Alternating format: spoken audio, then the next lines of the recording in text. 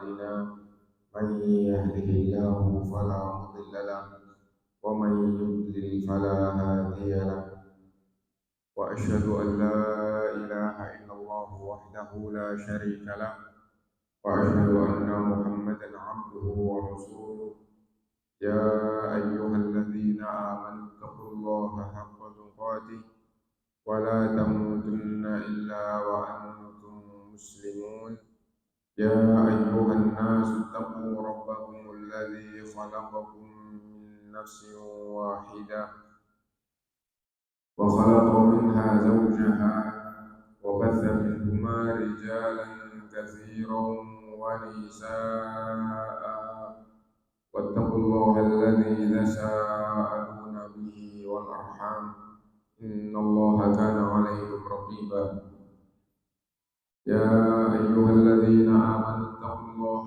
وقولوا قولا سديدا يصلح لكم أعمالكم ويغفر لكم ذنوبكم ومن يطع الله ورسوله فقد فاز فوزا عظيما أما بعد فإن أصدق الحديث كتاب الله وخير الهدي هدي محمد صلى الله عليه وسلم وشر الأمور محدثاتها وكل محدثة بدعة وكل بدعة ضلالة وكل ضلالة في النار.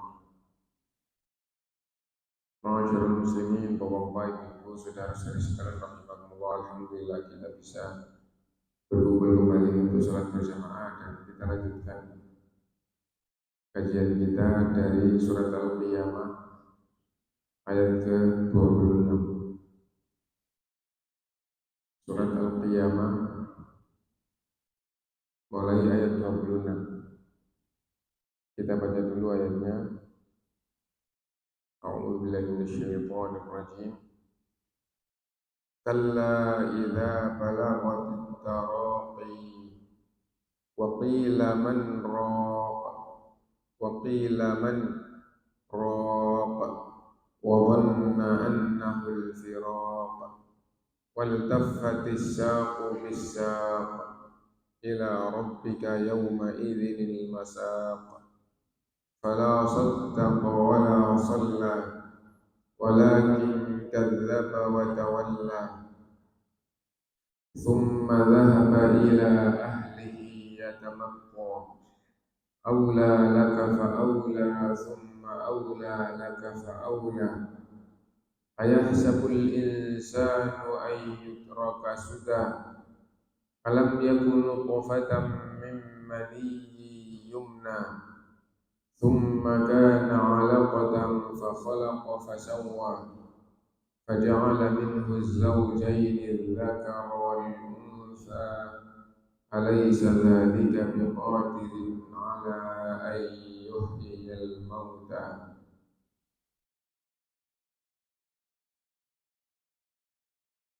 Kalla. Kembali ke ayat 26. Kalla. Sekali-kali tidak, atau sekali-kali jangan begitu. Jadi kata kalla secara umum artinya adalah digunakan untuk menakut-nakuti atau untuk mewaspadai. Kalla, sekali-kali jangan begitu, atau sekali-kali tidak. Jangan sekali-kali begitu dan seterusnya. Ya, intinya bahwa kata kalla itu digunakan untuk seperti itu, untuk zajar.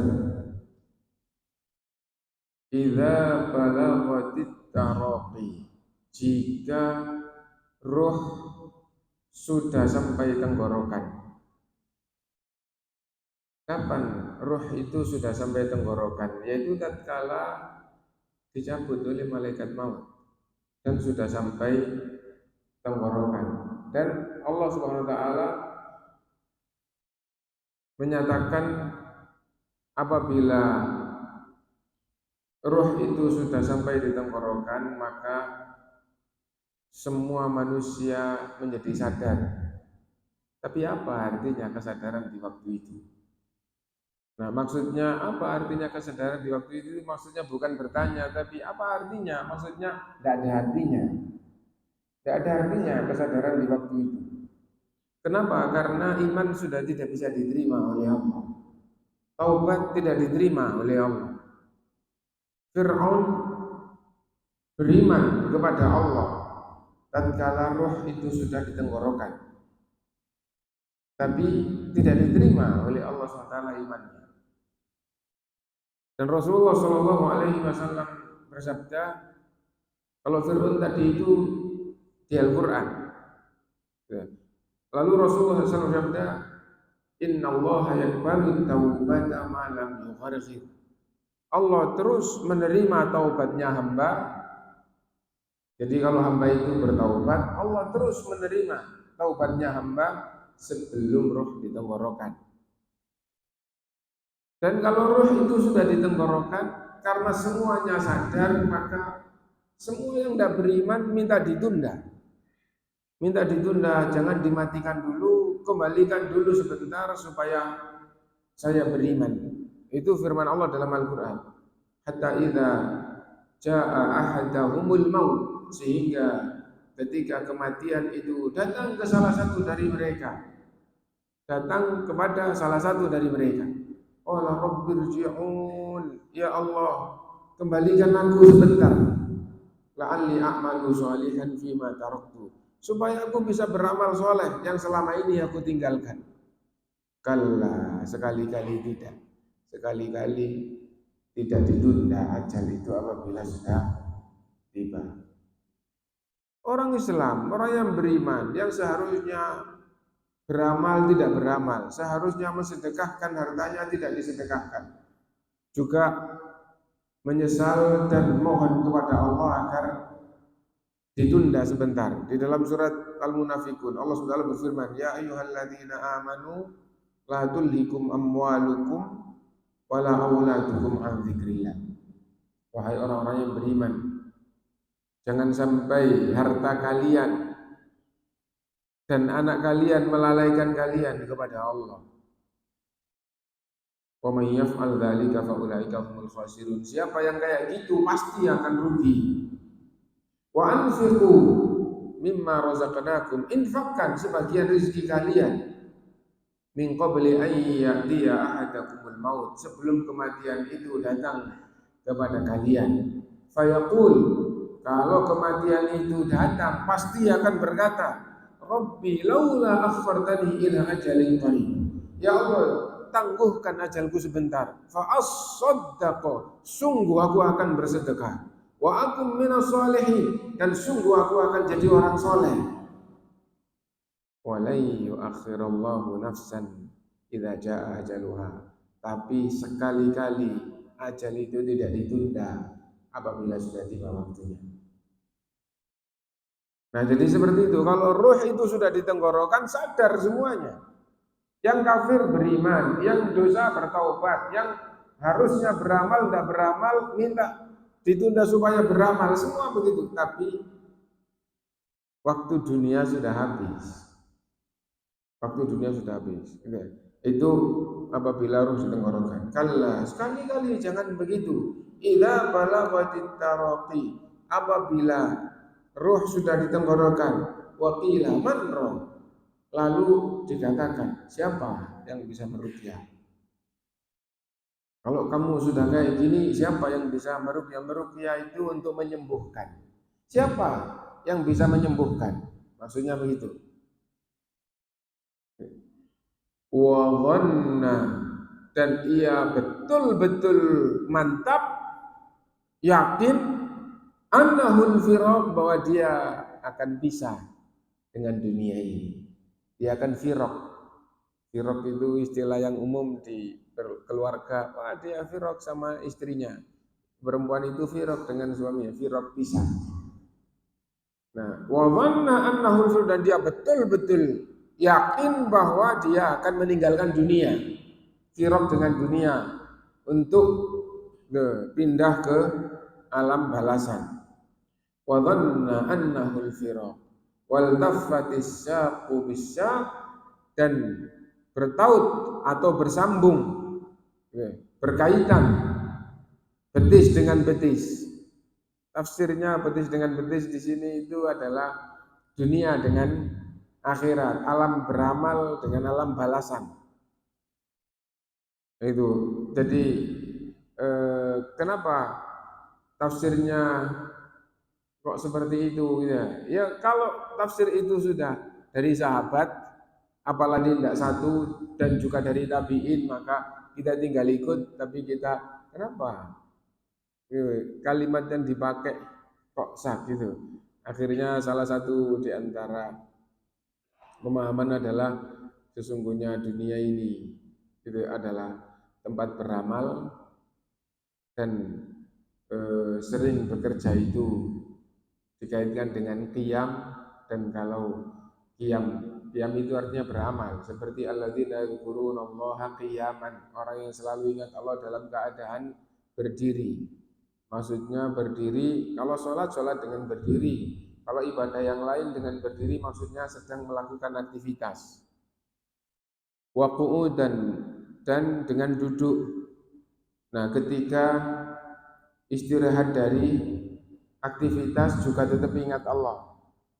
Jadi duduk dari aktivitas itu berhenti dari bekerja, tapi bahasanya duduk. Nah, di sini eh, dunia adalah waktu beramal, selesai sambung dengan waktu balasan. Jadi kalau sudah meninggal dunia, pindah ke alam akhirat, mulai alam balasan, dan alam balasan itu dimulai dari alam kubur. Alam balasan itu dimulai dari alam kubur. Di kubur dia sudah tidak bisa beramal. Idza mata ibnu adama in qata'a amaluhu illa min salat. Apabila manusia itu mati, sudah tidak bisa beramal, sudah terputus amalan dia. Tapi kalau dia punya 3 amalan, maka seperti dia beramal terus, dapat pahala terus. Sedekah jariah, ilmu yang bermanfaat, dan anak soleh yang mendoakan orang tuanya. Yang diambil pelajaran adalah apabila sudah meninggal, sudah tidak bisa beramal, beralih ke alam balasan. Dan balasan di kubur bisa nikmat kubur, bisa adab kubur, dalam Al-Quran maupun di dalam Sunnah, dan yang jelas-jelas teksnya itu di dalam Sunnah Rasulullah SAW. Nah, wal tafatis saqu bisaq ila rabbika yauma idzinil masaq. Kepada Tuhanmu pada hari itu kalian dihalau. Kepada Tuhanmu, kepada Allah Subhanahu wa taala pada hari tatkala manusia itu pindah dari dunia menuju ke akhirat, manusia itu digiring atau dihalau untuk menghadap kepada Allah. Maksudnya diarahkan, rohnya dicabut, kemudian dibawa oleh malaikat naik ke langit. Apabila roh itu roh yang baik, maka sampai di atas langit yang ketujuh, kemudian dikembalikan lagi sebagaimana hadis Bara bin Azib yang sangat terkenal ya. Nah, apabila roh itu mati, dibawa oleh para malaikat menuju ke langit, dan setiap melewati atau menjumpai malaikat dalam perjalanannya selalu disapa, roh siapa yang baik ini? Lalu dijawab fulan ibnu fulan bi asma'i bi ahsani asma'ihi alladzi kana yunadi bihi fid dunya, yaitu ruhnya fulan, anaknya fulan, dengan menyebutkan nama yang paling bagus yang pernah digunakan untuk memanggil namanya waktu masih di dunia. Nah, terus sampai akhirnya di langit yang pertama minta dibukakan langit yang pertama, para malaikat yang membawa roh ini akhirnya dibukakan, lalu naik, kemudian disapa, roh siapa yang baik ini, begitu seterusnya sampai di atas langit yang ketujuh. Kemudian Allah SWT berfirman, ya, tulislah hambaku ini, catatlah hambaku ini di tempat yang paling tinggi, lalu kembalikanlah ke dunia, kembalikanlah ke bumi, karena aku ciptakan dia dari tanah, aku kembalikan dia ke tanah, dan akan aku bangkitkan dari tanah. Fatu'adu ruhuhu fi jasadi, lalu dikembalikan rohnya ke jasadnya. Kemudian didatangi dua malaikat dan seterusnya sampai akhirnya mendapatkan kebahagiaan di kuburnya. Dan Allah SWT berfirman, Sallaku abdi fafrushuhu minal jannah waftahu lahu baban ilal jannah. Hambaku telah menjawab dengan benar semuanya, maka bentangkan surga kepadanya, bukakan pintu surga untuknya. Fayatihi min tibiha wa rauhiha, maka baunya surga dan rasa senangnya surga sampai kepadanya. Nah, kemudian penggalan hadis yang kedua yang berkaitan dengan orang yang jelek dan berakhir dengan azab Allah SWT di kuburnya sampai itu meremukkan tulang belulangnya, dirasakan sampai dirasakan meremukkan tulang belulangnya. Intinya bahwa manusia setelah meninggal dunia maka dihalau atau digiring menuju kepada Allah Subhanahu wa taala. Ila rabbika yauma idzin masab. Fala saddaqa wala shalla. Maka mengapa tidak membenarkan dan mengapa tidak melakukan sholat? Mengapa tidak membenarkan? Kenapa tidak mau beriman dengan benar? Tidak mau percaya bahwa ayat Allah seperti ini. Kalau isinya perintah, kenapa tidak percaya bahwa kamu sebagai hamba diperintah oleh Allah begini? Kalau dilarang, kenapa kamu tidak percaya bahwa kamu dilarang begini? Baik di dalam bab keimanan maupun dalam bab kesyirikan, diperintah dilarang. Di dalam bab taat kepada Rasul atau menyelisihi Rasul, diperintah menegakkan sunnah, menjauhi bid'ah. Ya. Di dalam bab halal dan haram, diperintah agar selalu di atas yang halal, diperintah meninggalkan yang haram. Diperintah beribadah, dilarang maksiat. Gitu. Kenapa Anda percaya bahwa itu adalah syariat Allah SWT? Dan setelah percaya, kenapa tidak melaksanakannya? Fala saddaqa wala shalla. Mengapa tidak membenarkan? Mengapa tidak melakukan sholat? Mengapa tidak membenarkan agama ini mulai dari yang paling besar sampai yang paling kecil lalu dilaksanakannya? Fala saddaqa wala shalla walakin kadzdzaba wa tawalla. Akan tetapi mendustakan, tidak percaya, tidak menghiraukan, dan akhirnya berpaling dari kebenaran. Dilarang begini malah dilakukan. Kenapa?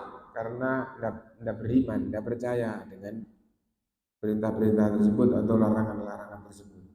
Fala saddaqa wala shalla walakin kadzdzaba wa tawalla tsumma dhahaba ila ahlihi yatamaqqah.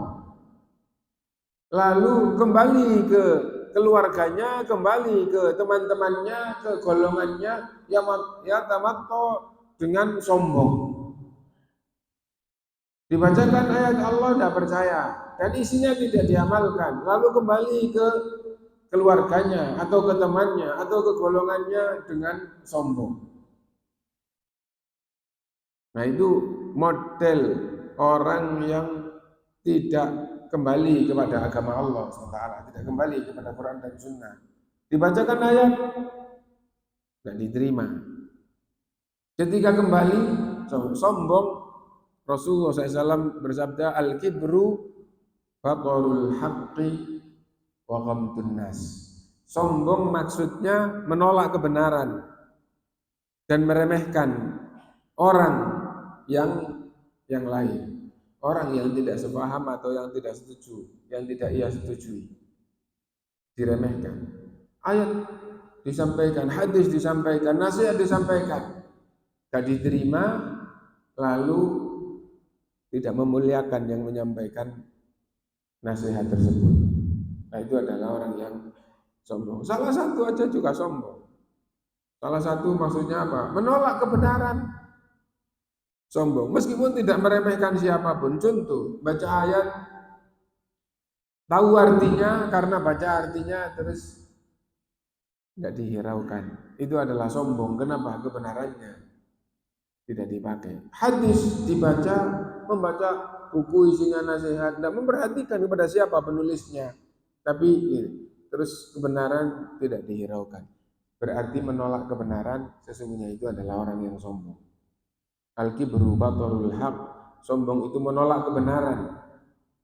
Wa ghamtun nas, dan meremehkan orang jika ada kaitannya dengan sombong pada orang, maka meremehkan orang, meremehkan orang. Dan orang yang sombong itu pasti akan dihukum di neraka.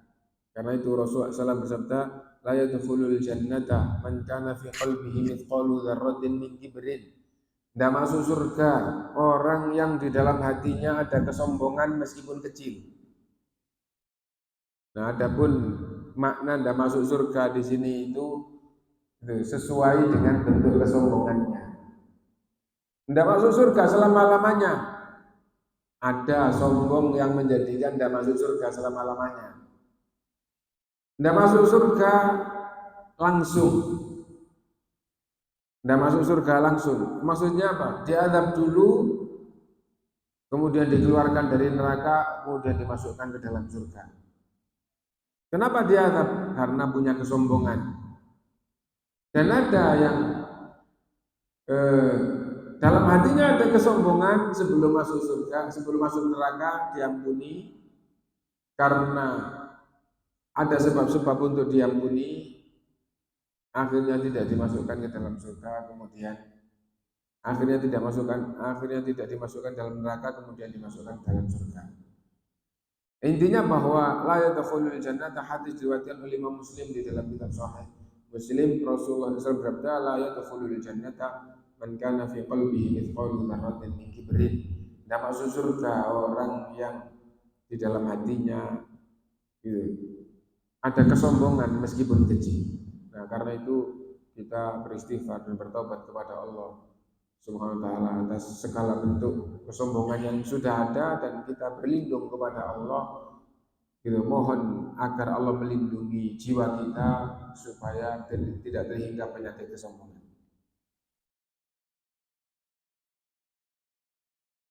Tsumma dhahaba ila ahlihi yatamatta, lalu pergi ke keluarganya, ke temannya, ke golongannya dengan sombong. Aula laka fa aula, summa aula laka fa aula. Celakalah, kemudian celakalah, kemudian celakalah, maka celakalah. Jadi diulang-ulang seperti itu. Artinya ancaman celaka ini betul-betul ditekankan kepada orang yang disifati di dalam ayat di atas tadi. Ayahsabul insan ayyutraka sudah. Apa manusia itu mengira bahwa setelah Allah ciptakan, kemudian diberi kehidupan di dunia ini, terus dibiarkan begitu saja? Bagaimana yang dimaksud dengan dibiarkan begitu saja? Yutroka, dibiarkan sudah begitu aja, maksudnya tidak diamanai syariat lalu dipertanyakan, maksudnya dimintai pertanggungjawaban. Apa manusia mengira bahwa Allah menciptakannya hidup di dunia, dikasih berbagai macam nikmat, bahkan langit dan bumi dan segala isinya ini Allah tundukkan untuk manusia di dunia, lalu manusia itu tidak diamanai syariat ini, dan nanti setelah mati tidak pakai dihisab, dimintai pertanggungjawaban? Apa mengira begitu? Nah, sekali-kali tidak begitu. Bahkan manusia diciptakan dengan sebaik-baiknya, dibekali akal, lalu diamanahi syariat. Agama ini adalah amanah. Agama ini adalah amanah.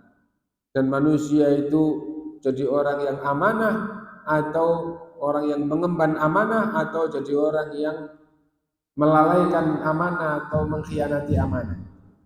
Jadi agama ini adalah amanah. Misalnya begini,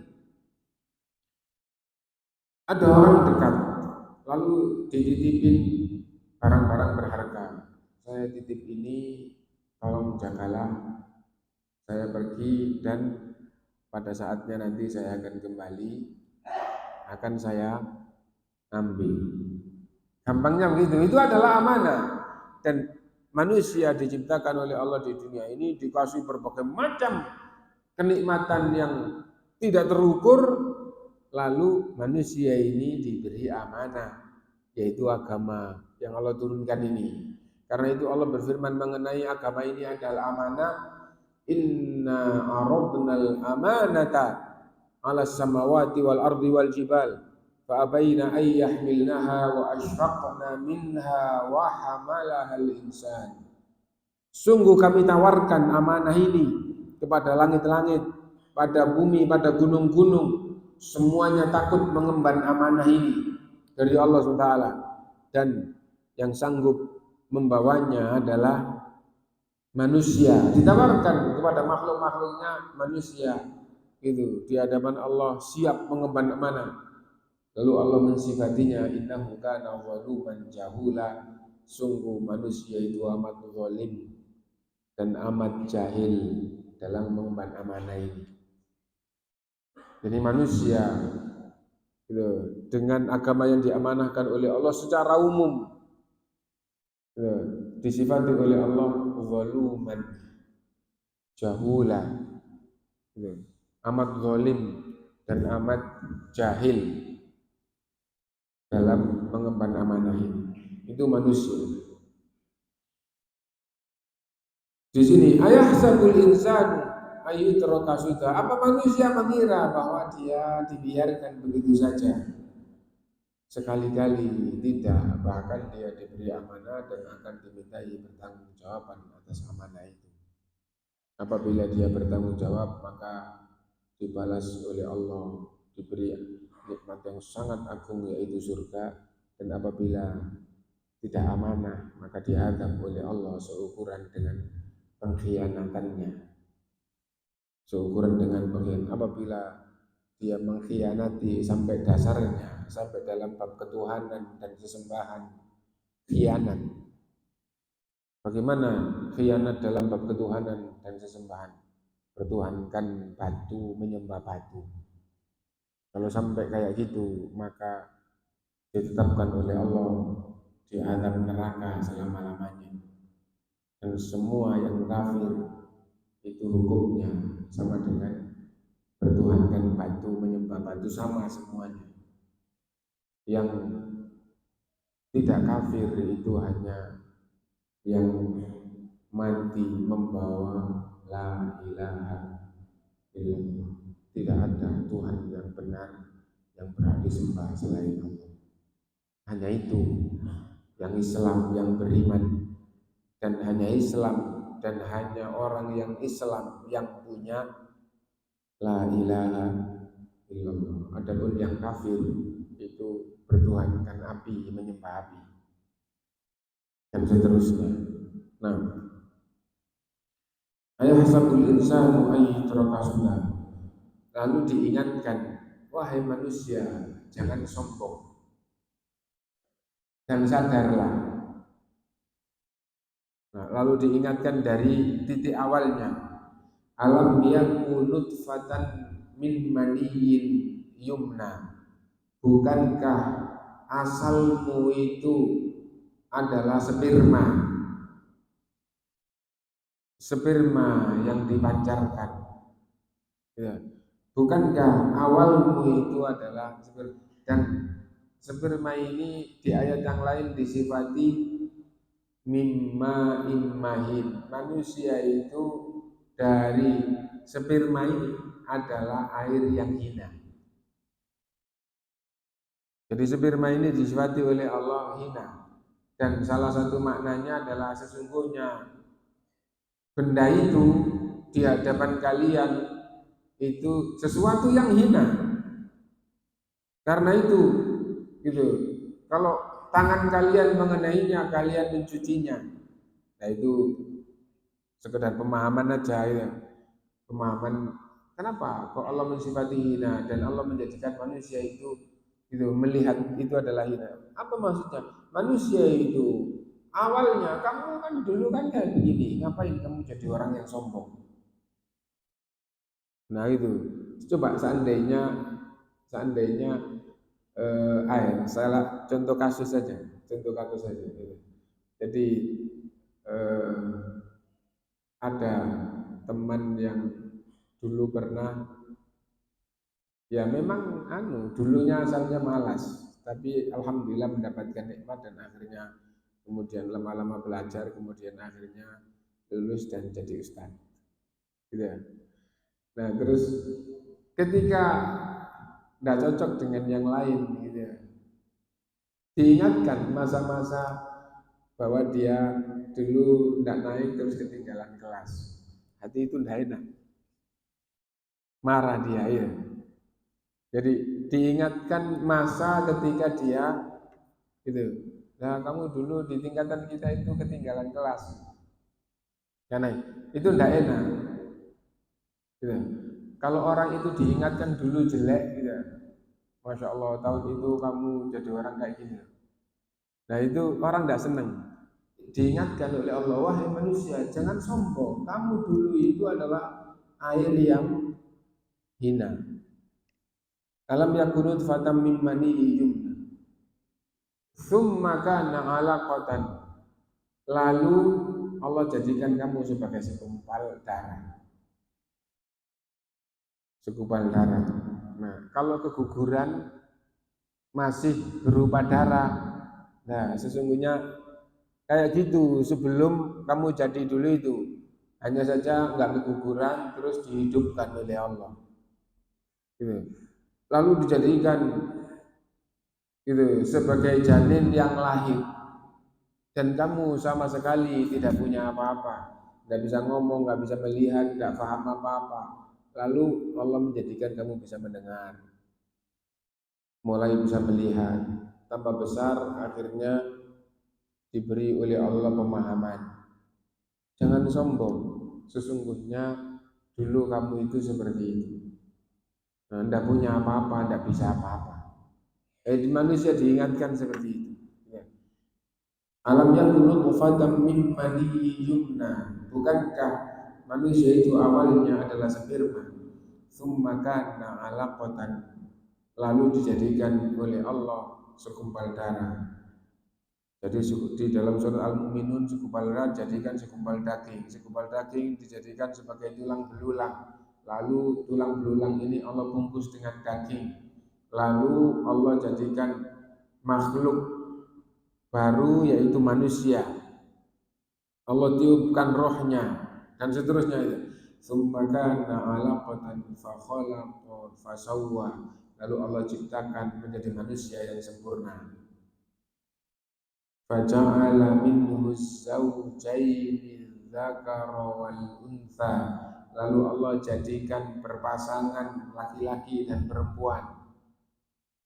Ada yang Allah jadikan laki-laki, ada yang Allah jadikan perempuan, terus dijadikan oleh Allah berpasangan.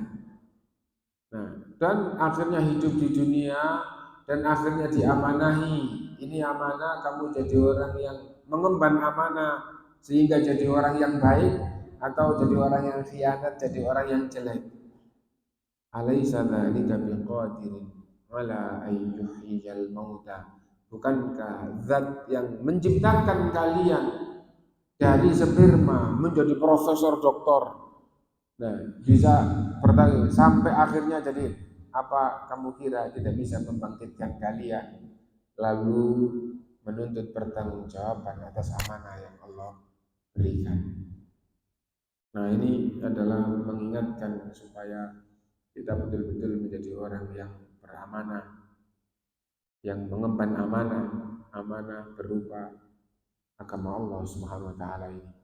Supaya nanti ketika sudah meninggal diridhoi oleh Allah dan dikumpulkan dengan nabiyyin wa siddiqin wa syuhada'i wa sholihin, dan kita berlindung kepada Allah SWT dari segala sifat yang tidak baik, khianat dan semisalnya, supaya juga dilindungi oleh Allah di akhir nanti dari su'ul khotimah, dan supaya dilindungi oleh Allah dari azab kubur, dan supaya juga dilindungi oleh Allah dari azab neraka. Itu yang bisa kita ambil dari akhir surat Al-Qiyamah. Dan seperti biasa masih kurang lebih 20-an waktu terbit gitu ya, atau waktu sholat setelah terbit. Kalau ada yang mau ditanyakan, mau